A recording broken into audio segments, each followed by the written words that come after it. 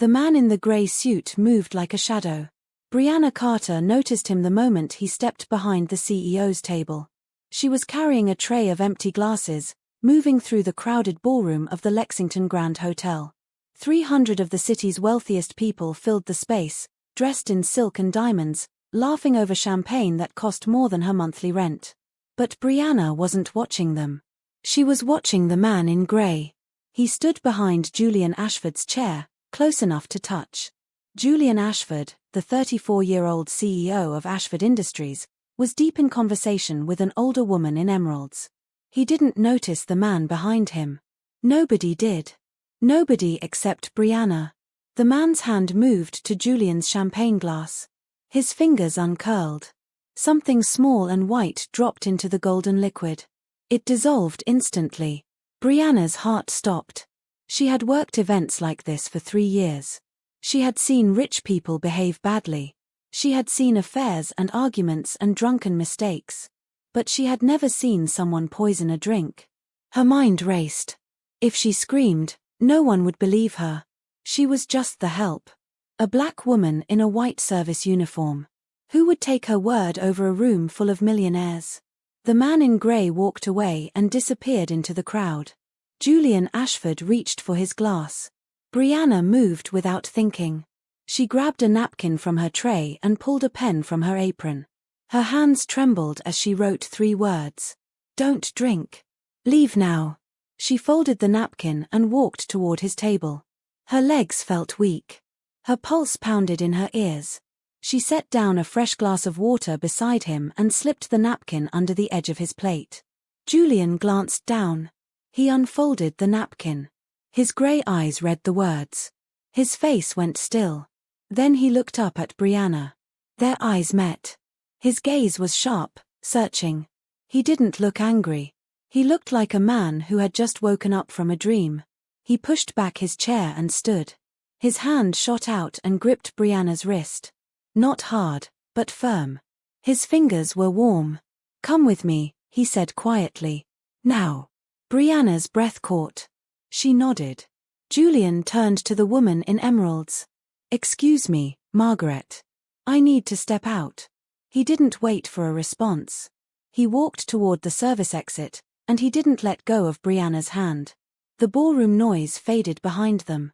They pushed through swinging doors into a bright hallway lined with catering carts and staff in white jackets. Julian kept walking until they reached a back stairwell. He stopped. He finally released her wrist. He turned to face her. Who are you? He asked. Brianna swallowed hard. My name is Brianna Carter. I'm a server. I work for the catering company. And why did you just tell me not to drink my champagne? She took a breath. Because I saw someone put something in it. A man in a grey suit. He dropped something into your glass when you weren't looking. Julian stared at her. His jaw tightened. You're certain? I saw it with my own eyes. He was quiet for a long moment. Then he pulled out his phone and made a call. Send the car to the service entrance. Now. If a complete stranger risked everything to save your life, would you trust them? Or would you walk away? Drop a comment with your answer, and make sure you subscribe so you don't miss what happens next. Julian ended the call and looked at Brianna. You're coming with me. Brianna blinked. What? Whoever did this might have seen you pass me that note. You could be in danger. I'm not leaving you here. She should have argued. She should have said she needed to get back to work, that her supervisor would fire her, that she didn't know this man at all. But something in his voice made her trust him. Maybe it was the steadiness in his grey eyes. Maybe it was the way he hadn't questioned her story for a single second. Okay, she said. They took the service stairs down to the basement level. Julian moved quickly, checking corners, keeping her close. His hand found the small of her back as they walked, guiding her forward. Do you have a coat? He asked. I left it upstairs. He shrugged off his suit jacket and draped it over her shoulders. It was warm and smelled like cedar. Thank you, she said. He nodded. Thank me after we're out of here. They exited through a loading dock where a black SUV was already waiting. A driver in a dark suit stood by the open rear door. Julian gestured for Brianna to get in first, then followed behind her. The door closed. The car pulled away. For a moment, neither of them spoke. The city lights slid past the tinted windows. Brianna realized she was still shaking. "I'm sorry," she said. "I know this is insane. I couldn't let you drink that. I couldn't just stand there." Julian turned to look at her. His expression was unreadable. "You could have looked the other way," he said. "Most people would have. I'm not most people." A ghost of a smile crossed his face. "No. I'm beginning to see that." He leaned forward and spoke to the driver. "Take us to the house. And call Morrison. Tell her I need a full security sweep tonight." The driver nodded. Julian sat back and loosened his tie. He looked tired. Brianna realized that beneath the calm exterior, he was shaken too. "Who would want to hurt you?" she asked. "That's a long list," he said. "I run a company worth $3 billion. I've made enemies. But poison. At a charity gala? Someone wanted to make a statement." His voice was grim. "Or they wanted it to look like an accident." Brianna felt a chill run down her spine. "The man in the gray suit," she said. He was tall, maybe 6 feet. Light brown hair. Clean shaven. He walked like he belonged there. Julian's eyes sharpened. "You remember all that?" "I notice things. It's a habit." He studied her for a long moment. "Brianna Carter. What do you do when you're not saving strangers at parties?" She almost laughed. "I work 3 jobs. Catering, cleaning offices, some retail. I'm saving up to go back to school." "For what?" "Interior design. I want to create spaces that make people feel at home." He nodded slowly. "That's a good dream." The car turned onto a private road lined with tall trees. A gate opened ahead of them, and a large stone mansion came into view. Brianna's eyes widened. "This is your house. This is the family estate. My mother lives here too." He glanced at her. "You'll be safe here tonight. Tomorrow, we'll figure out what's next." She should have protested. She should have asked to go home, back to her small apartment and her worried mother. But the truth was, she was scared. And this man, this stranger, had believed her without hesitation. "Thank you," she said, "for trusting me." Julian's gaze softened. "You saved my life, Brianna. The least I can do is make sure no one hurts you for it." The next morning, Brianna woke up in a guest room that was bigger than her entire apartment. Sunlight streamed through tall windows draped in cream-colored curtains. The bed was soft, the sheets were cool, and for a moment she forgot where she was. Then the memories came rushing back. The gala. The poison. Julian Ashford's hand gripping hers. She sat up and looked around. Her clothes from the night before were folded on a chair, cleaned and pressed. A silk robe hung on the back of the bathroom door. On the nightstand, a handwritten note read, "Breakfast is served downstairs whenever you're ready. J.A." Brianna showered and dressed. She followed the sound of voices down a curved staircase and into a bright kitchen where a woman with silver hair was pouring coffee. "You must be Brianna," the woman said warmly. "I'm Helen Ashford. Julian's mother." Brianna shook her hand. "It's nice to meet you, Please, call me Helen. Julian told me what you did last night. You were very brave." Brianna didn't feel brave. She felt overwhelmed. Julian walked in through a side door, his phone pressed to his ear. He was dressed in a dark sweater and slacks, and he looked like he hadn't slept much. He ended the call when he saw her. "Good, you're up. We need to talk." He led her into a study lined with books and old photographs. He closed the door and faced her. "I had the champagne tested this morning," he said. "It contained a compound that causes delayed cardiac arrest. If I had finished that glass, I would have been dead within 48 hours. And it would have looked like a heart attack." Brianna felt the blood drain from her face. "Oh my God. You saved my life." His voice was steady, but his eyes were intense. "I don't take that lightly." She shook her head. "I just did what anyone would do." "No. You didn't." He stepped closer. "You risked your job, your safety, everything, to warn a man you'd never met. That's not ordinary, Brianna. That's extraordinary. She didn't know what to say. No one had ever spoken to her like that before. Julian reached into his pocket and pulled out a check. He held it out to her. This is for you. For what you did.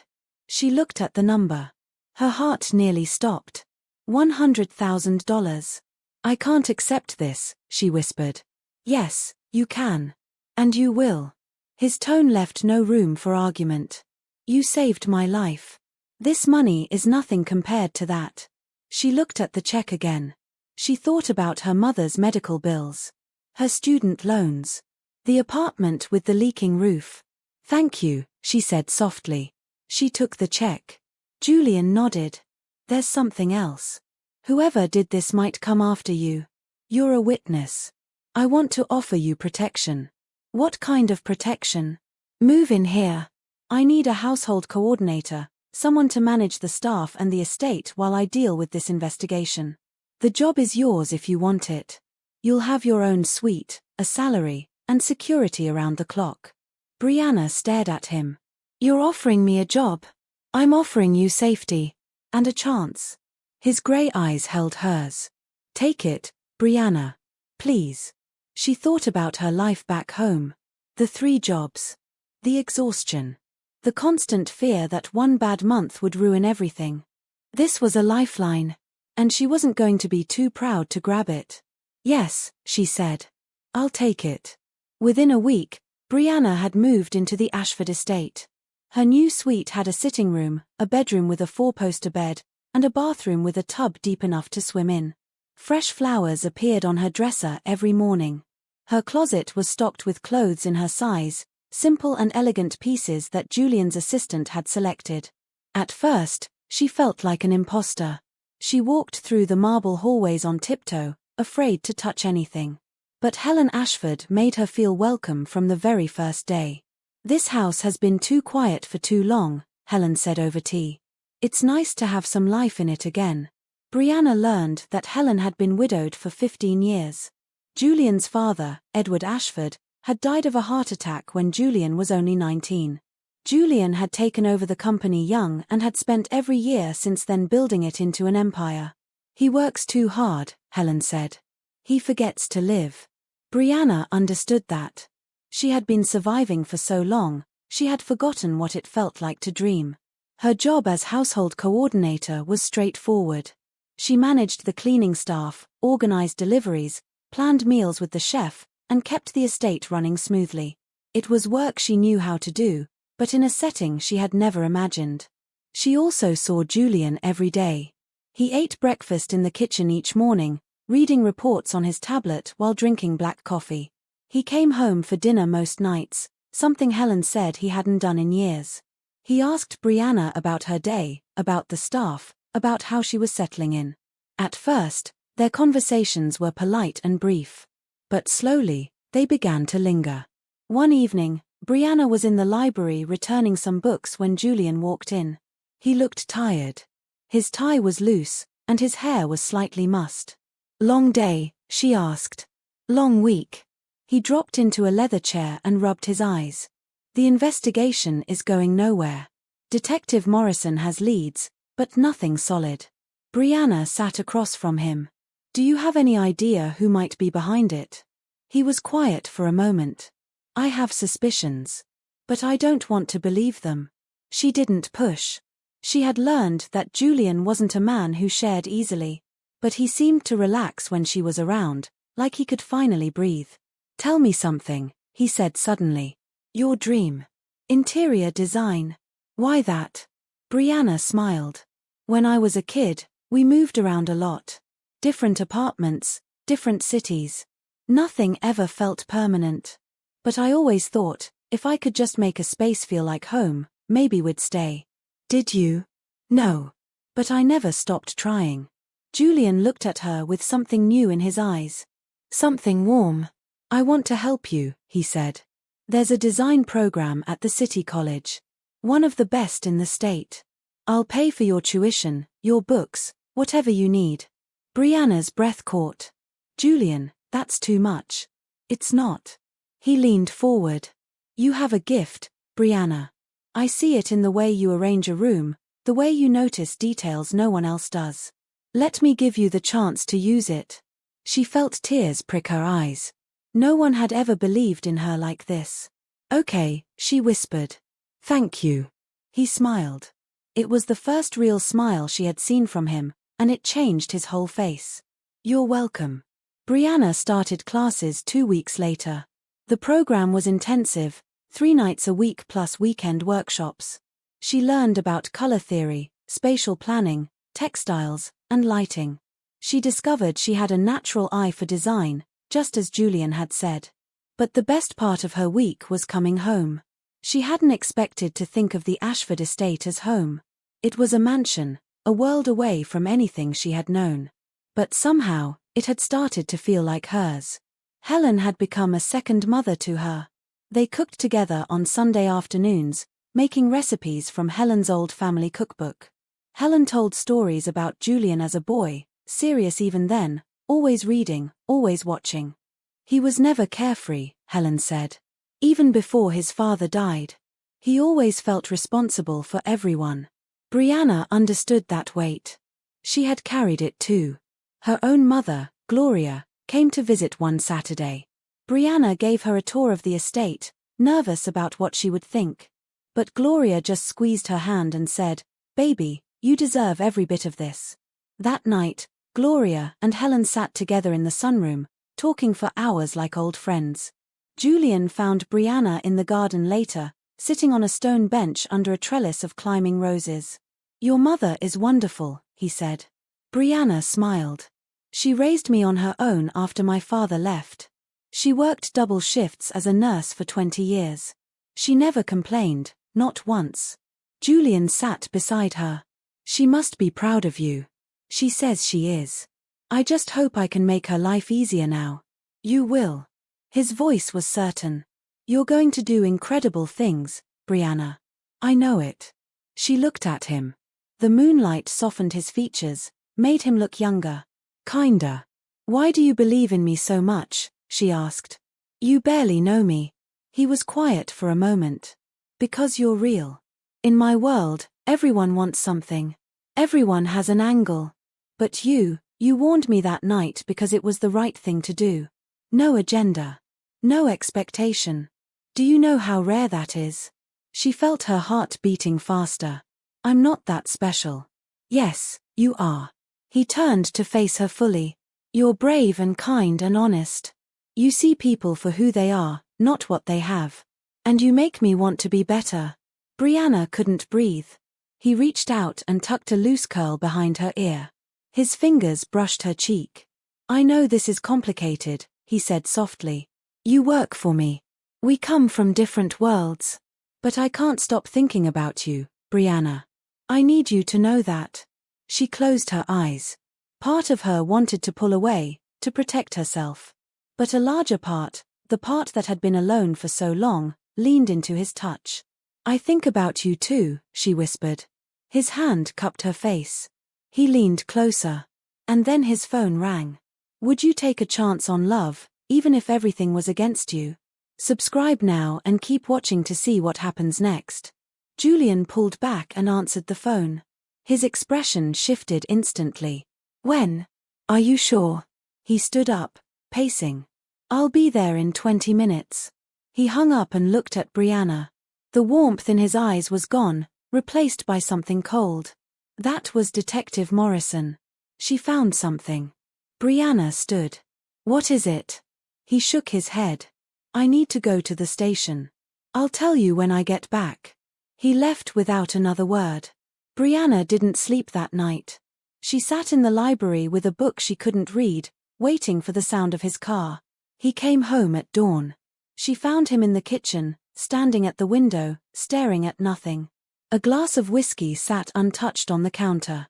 "Julian?" He turned. He looked like he had aged 10 years. "It was Victor," he said. Brianna felt her stomach drop. Victor Langston was Julian's business partner. His CFO. His friend for over a decade. "Victor tried to kill you?" Julian nodded slowly. The detective traced the poison back to a supplier. The payment came from a shell company, one that Victor controls. She also found evidence that he's been embezzling from Ashford Industries for years. Millions of dollars. Brianna moved toward him. Julian, I'm so sorry. He was like family. His voice cracked. I trusted him with everything. My company. My father's legacy. She took his hand. His fingers were cold. This isn't your fault, she said. He fooled everyone. But I should have seen it. He pulled away, running a hand through his hair. I was so focused on building, on growing, I didn't see the rot right in front of me. You see it now. That's what matters. He looked at her. His grey eyes were raw with pain.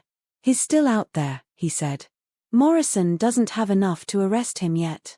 She needs more evidence, something that ties him directly to the man who poisoned my drink. Brianna thought back to that night. The ballroom, the grey suit, the hand dropping something into the glass. The man who did it, she said. I can identify him. I remember his face. Julian's gaze sharpened. You'd be willing to testify? Yes. She didn't hesitate. If it helps put Victor away, I'll do whatever it takes. He stepped closer. Brianna, if Victor finds out you're a witness, he'll come after you. Then we'll stop him first. He stared at her for a long moment. Then he pulled her into his arms. She felt his heart pounding against her chest. His breath was warm against her hair. I won't let anything happen to you, he said. I promise. She held him tight. I know. 3 days later, Victor Langston came to the estate. Brianna was in the front hall arranging flowers when the doorbell rang. She opened it without thinking. Victor stood on the porch. He was a tall man with thinning blonde hair and a smile that didn't reach his eyes. Hello, he said. You must be the new girl. Brianna, is it? She felt ice spread through her veins. Can I help you? I'm here to see Julian. Is he home? He's in a meeting. I can take a message. Victor stepped closer. His smile didn't waver. That's all right. I'll wait. He looked past her into the house. It's interesting, isn't it? How quickly things can change. One day you're serving drinks at a party. The next, you're living in a mansion. Brianna's hands trembled, but she kept her voice steady. I don't know what you mean. I think you do. His voice dropped. I think you know exactly what you saw that night. And I think you should be very careful about what you say to the police. Fear clawed at her throat, but she lifted her chin. Is that a threat? It's advice. He leaned in. Some stories are better left untold. For everyone's sake. A voice cut through the air like a blade. Victor. Julian stood at the top of the stairs. His face was carved from stone. Get away from her. Now. Victor stepped back, his smile still in place. Julian, I was just introducing myself to your new employee. You were threatening her. Julian descended the stairs, his eyes never leaving Victor's face. I heard every word. I was simply suggesting that the young lady be careful. Rumors can be so damaging. Julian stopped directly in front of him. They were the same height, but Julian seemed larger, fueled by cold fury. Here's what's going to happen, Julian said. You're going to leave this property. You're not going to contact me, my family, or Brianna ever again. And when the police come for you, and they will, you're going to answer for everything you've done. Victor's smile finally cracked. Something ugly flickered behind his eyes. You have no proof, he said. I will. Soon. They stared at each other for a long moment. Then Victor turned and walked out the door without another word. The moment the door closed, Julian turned to Brianna. He took her face in his hands. Are you all right? She nodded, but she was shaking. I'm fine. You're not fine. He pulled her against his chest. I should have been here. I should have protected you. You did. She pressed her hand over his heart. You're here now. He held her tighter. I'm not letting you out of my sight until this is over. For once, she didn't argue. Detective Morrison arrived the next morning with a folder full of photographs. She spread them across the dining room table while Julian and Brianna looked on. Dozens of faces stared up from the glossy prints. These are all the men who were at the gala that night, Morrison said. Staff, guests, security. I need you to look at every single one and tell me if you recognize the man who poisoned the drink. Brianna nodded. She sat down and began to study the photos. It took over an hour. Her eyes burned. Her head ached. But she kept going, remembering every detail of that night. The gray suit, the light brown hair, the way he moved. And then she saw him. She pulled a photo from the pile. This one. This is him. Morrison leaned in. You're sure? Positive. The detective nodded. His name is Gary Nolan. He's a private contractor. Works as a fixer for people who need problems to disappear. Julian's jaw tightened. Can you tie him to Victor? That's where it gets interesting. Morrison pulled out another sheet. Bank records show that Nolan received a wire transfer of $50,000 2 days before the gala. The payment came from the same shell company that Victor used for embezzlement. Brianna felt hope spark in her chest. That's enough, right? That's proof. It's circumstantial, Morrison said. A good lawyer could argue the shell company was hacked or that someone else made the payment. We need more. Julian stood and paced to the window. What about Nolan? Can you bring him in? We're trying. He's gone underground. Morrison gathered the photos. But with Brianna's identification, I can get a warrant. Once we have Nolan, we can pressure him to turn on Victor. Julian turned back. How long? A few days. Maybe a week. He nodded grimly. Then we wait. After Morrison left, Julian found Brianna in the library. She was curled in a chair, staring at nothing. You did well today, he said. It doesn't feel like enough. He knelt beside her chair. It's everything. Without your testimony, we have nothing. She looked at him. I keep thinking about that night. If I had hesitated, even for a second, you would be dead. But you didn't hesitate. He took her hand. You acted. You saved me. And now you're going to help put Victor away for the rest of his life. She squeezed his fingers. I'm scared, Julian. I know. He pressed a kiss to her knuckles. But you're also the bravest person I've ever met. 1 week later, Gary Nolan was arrested in a motel outside the city. Detective Morrison called Julian with the news. Nolan had agreed to cooperate in exchange for a reduced sentence. He confirmed everything. Victor had hired him to poison Julian's drink, using a compound that would mimic a natural heart attack. The goal was to kill Julian and take control of Ashford Industries. Victor Langston was arrested at his home that evening. Brianna watched the news footage from the living room, Julian's arm around her shoulders. Victor was led out in handcuffs, his face twisted with rage. It's over, Julian said. She leaned into him. It's really over. That night, Helen opened a bottle of champagne. The three of them sat in the kitchen, talking and laughing, releasing all the tension that had built up over the past weeks. Later, Julian and Brianna walked out to the garden. The roses were in full bloom, their scent heavy in the warm air. I've been thinking, Julian said. About what? He stopped and turned to face her. His grey eyes were soft in the moonlight. About what happens now. Victor is gone. The danger is over. You don't need to stay here anymore. Brianna's heart clenched.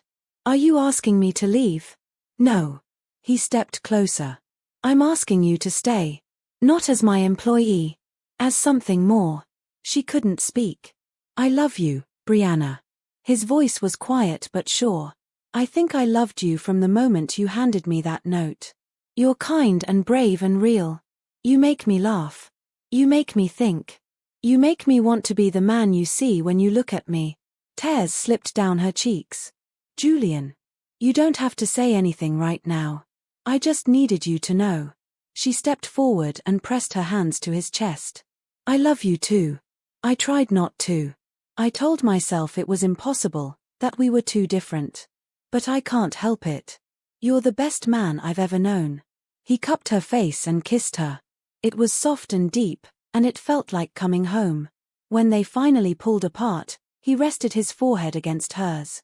Stay with me, he whispered. Build your life here. Build it with me. Yes, she said. Yes. 6 months later.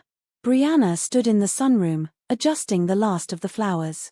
The room was transformed, decorated in soft pinks and greens, filled with light and laughter. "It's perfect," Helen said, squeezing her arm. "You did a beautiful job." Brianna smiled. She had designed the space herself, her first real project. It was the venue for her and Julian's engagement party. The guests began to arrive. Gloria came first, radiant in a blue dress, followed by friends from Brianna's design program, colleagues from Julian's company, and Detective Morrison, who had become a friend. Julian found Brianna by the window. He was wearing a navy suit that matched his eyes, and he looked at her like she was the only person in the room. "You look incredible," he said. She smoothed the skirt of her ivory dress. "You don't look so bad yourself." He took her hands. "Ready, ready." They walked out together to greet their guests. Julian raised a glass and called for everyone's attention. "I want to thank you all for being here," he said. 6 months ago, I was nearly killed by someone I thought I could trust. But I was saved by someone I'd never met. A woman who risked everything to warn a stranger. A woman who saw me, really saw me, when I had forgotten how to see myself." He turned to Brianna. "You changed my life that night, and every night since. You taught me that strength isn't about power. It's about courage. It's about kindness. It's about choosing to do the right thing even when it's hard." His voice softened. "I love you, Brianna Carter. And I can't wait to spend the rest of my life with you."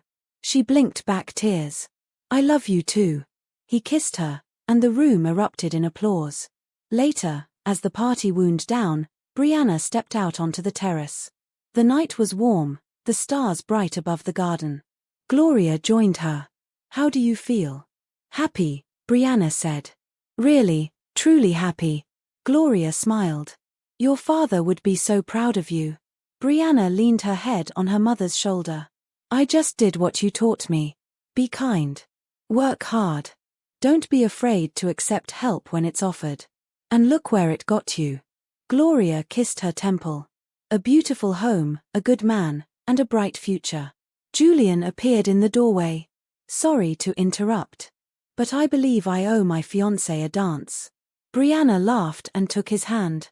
They swayed together under the stars, her head on his chest, his arms around her waist. "So," he murmured. "What's next for Brianna Carter?" She looked up at him. "Finishing school. Starting my design business. Planning a wedding.